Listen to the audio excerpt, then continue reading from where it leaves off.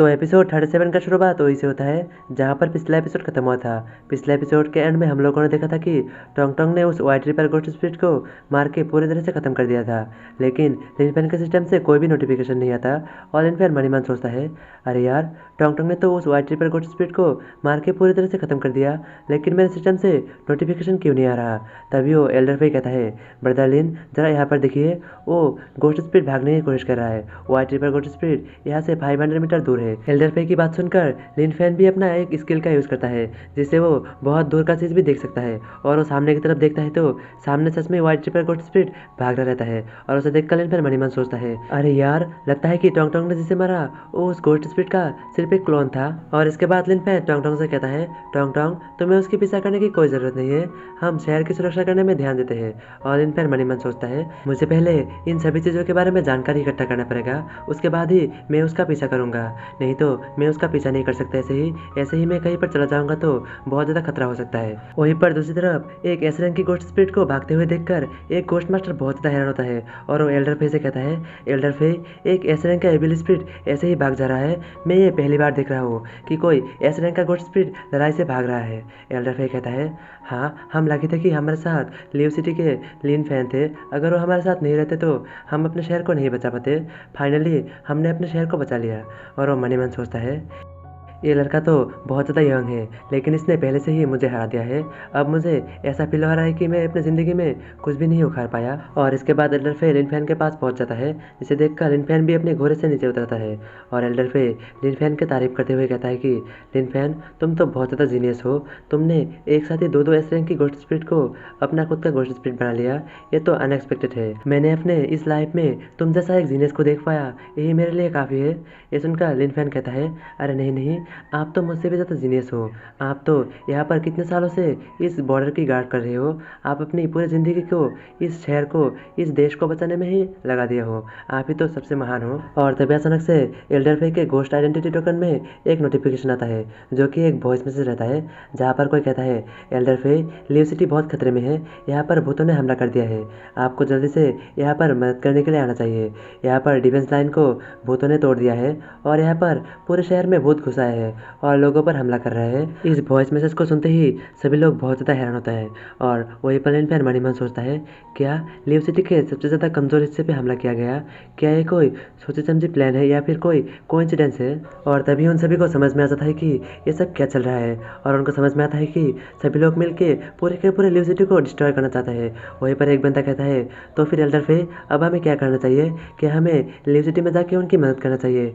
दूसरा कोई ghost master कहता है, एल्डर फे, लिव सिटी में मेरी वाइफ और मेरी बच्ची दोनों ही हैं, कि हमें वहाँ पर बचाने जाना चाहिए। ये सुनकर एल्डर फे अपने सर पे हाथ रख लेता है और वो बहुत ज़्यादा परेशान हो जाता है। और वो खुद से ही कहता है, अब हम उनकी हेल्प करने के लिए कैसे जा सकते हैं, अगर हम ऐसे जाएंगे तो यहाँ पर बहुत सारे गोस्ट स्पिरिट आ जाएंगे और लिव सिटी और भी ज़्यादा खतरे में पड़ जाएंगी और हालात और भी बुरी हो जाएगी।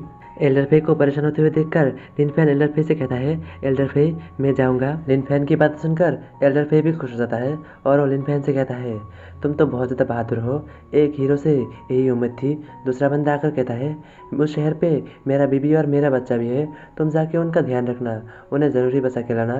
और ये सुनते ही लिनफेन वहाँ से निकल जाता है। और निकलते हुए मनीमान सोचता है, भूतों का जो ग्रुप है वो ऐसे ही कहीं से नहीं आता, वो किसी के द्वारा कंट्रोल किए जाते हैं, किसी के द्वारा प्लान किया हुआ है। वो कहीं पर भी नहीं आता था, उसे कोई कंट्रोल करके उन्हें एक साथ एक जगह पे भेजता है।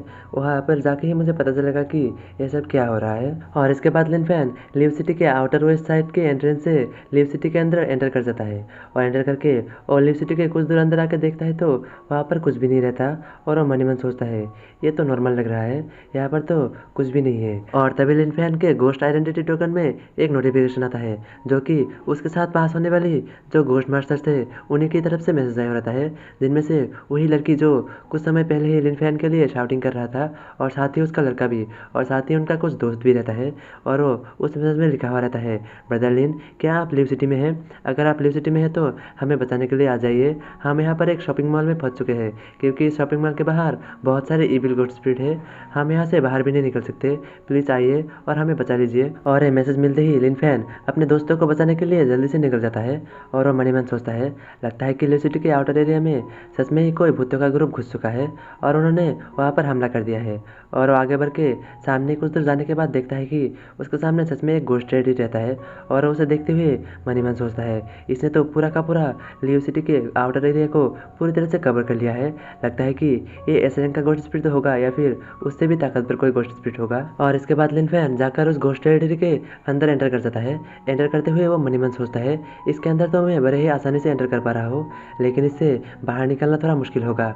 और वो फिर ध्यान से देखता है तो वो चौंक जाता है और वो चारों तरफ देखता है तो घोस्ट लेडी के अंदर सब कुछ सेम ही रहता है, सब कुछ लियो सिटी जैसा ही रहता है। और वो आगे सोचता है, शायद से यहाँ के लोगों को जब तक पता चला कि वो किसी घोस्ट टेरिटरी के अंदर फंस चुका है तब तक बहुत देर हो चुकी थी, वो लोग यहाँ से बाहर भी नहीं निकल सकते। उसी सेम टाइम में दूसरी तरफ सेंट्रल शॉपिंग मॉल की बेसमेंट का सीन दिखाया जाता है, जहाँ पर लिन फैन के तीनों क्लासमेट छुपा हुआ रहता है और वो वहाँ पर बैठे बैठे एक दूसरे से बात कर रहा रहता है। वहीं पर लड़की कहती है, हमने तो कब का उनको मैसेज भेज दिया था, लेकिन अभी तक लिन फैन क्यों नहीं आए। दूसरा कहता है, हाँ मैंने तो मैसेज भेज दिया था, लेकिन अभी तक पता नहीं क्यों नहीं आए। और वो आगे कहता है, लगता है कि और भी जगह पे भी घोस्ट हॉर्स, और भी जगह पे भी ये बहुत सारे घोस्ट स्पिरिट निकल के आए हैं। लगता है कि लिन फैन वहाँ पे बिजी होंगे, शायद से वो लिव सिटी में नहीं होंगे।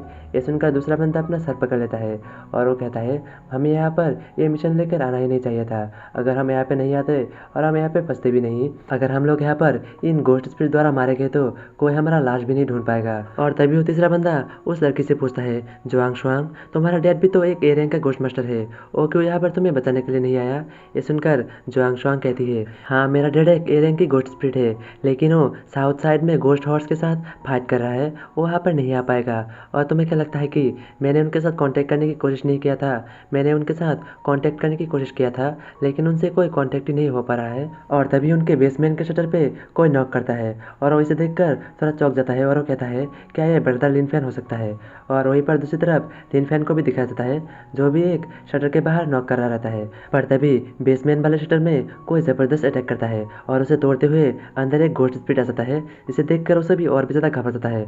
और वो कहता है, ये तो कोई इविल घोस्ट स्पिरिट है, जल्दी से भागो वरना ये हमें मार देंगे। और वहीं पर दूसरी तरफ लिन फैन को दिखाया जाता है, जो कि उस शटर को खोल देता है और अंदर जाकर देखता है तो एक औरत अपने छोटी सी बच्ची के साथ वहाँ पर छुप कर बैठी हुई रहती है और वो बहुत ज़्यादा घबराई हुई रहती है। और लिन फैन उस औरत को थोड़ा ध्यान से देखता है तो उसे कुछ याद आता है और वो चौंक कर कहता है, क्या ये तुम हो। तो लिन फैन उस औरत को कैसे जानता है, क्या उस औरत से लिन फैन का कोई बहुत ही पुराना और गहरा रिश्ता है। जानने के लिए देखते रहिए आगे आने वाले एपिसोड्स।